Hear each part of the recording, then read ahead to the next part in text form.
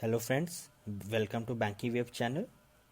यहाँ आपको मिलेगी बैंकिंग से रिलेटेड सारी न्यूज़, रिसेंट बैंकिंग डेवलपमेंट, जो अभी हॉट टॉपिक चल रहा है 11th bipartite settlement, CPC for bankers, even जो नए बैंकिंग एस्पायरेंट है जो बैंक में आना चाहते हैं उनके जो विभिन्न एग्ज़ाम्स होते हैं जो हम सब ने क्लियर किया है उसकी भी एनालिसिस।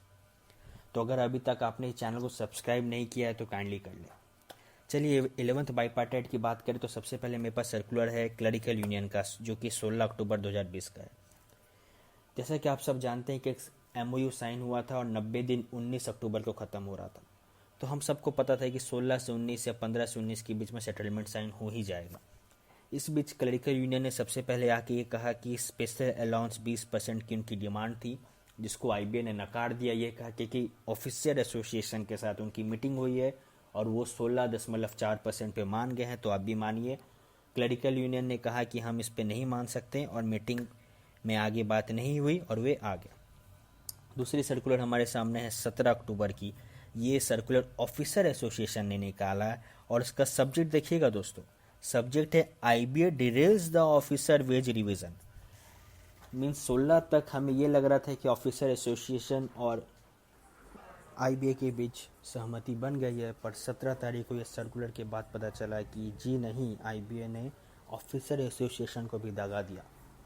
इन्होंने सीधा सीधा कहा है कि साइनिंग सेरेमनी 18 को होने वाली थी और 17 तारीख को ऑफिसर एसोसिएशन ने अपनी सारी यूनिट्स के लोगों को बुला लिया था कि वो साइन करें।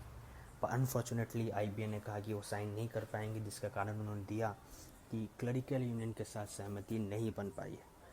इसके बाद ऑफिसर एसोसिएशन ने एजिटेशन प्रोग्राम दिया, जैसे कि withdrawal for extra cooperation, officer should not allocate work after 6 PM, जो कि नॉर्मल बैंकिंग लाइफ में होना चाहिए, पर इनके हिसाब से एक एजिटेशन प्रोग्राम है। इसके बाद के जो आप नोटिस देखेंगे वो पी चंद्रशेखर लॉयर के द्वारा है, जो कि मिस्टर एल एक्स के एक वकील हैं। एल एक्स एक रिटायर्ड मैनेजर है कैनरा बैंक के। उन्होंने पेंशन के लिए आईबीए के खिलाफ एक केस दायर किया था मद्रास हाई कोर्ट में, और जैसे ही इन्हें पता चला कि आईबीए सेटलमेंट साइन करने वाला है तो इन्होंने तुरंत ही वेकेशन कोर्ट को रिक्वेस्ट किया कि उनकी याचिका सुनी जाए। वेकेशन हाई कोर्ट के जज ने तुरंत ही पी चंद्रशेखर जी को कहा कि हम आपकी याचिका सुनेंगे, और आईबीए को भी एक लेटर इशू किया कि आप भी आके मद्रास हाई कोर्ट में संडे को आए। इसे ही देखते साथ आईबीए ने एक स्टेटमेंट यहाँ इशू किया कि there is no meeting schedule to be held in Mumbai and there won't be any signing of joint note today and there is no proposal to sign before 22/10/2020। इसका मतलब है कि वी बैंकर्स ने जो case दायर किया था, जो किसी याचिका आज 22 तारीख को होने वाली थी, उसके कारण आईबीए ने सेटलमेंट साइन नहीं किया है। आगे क्या हुआ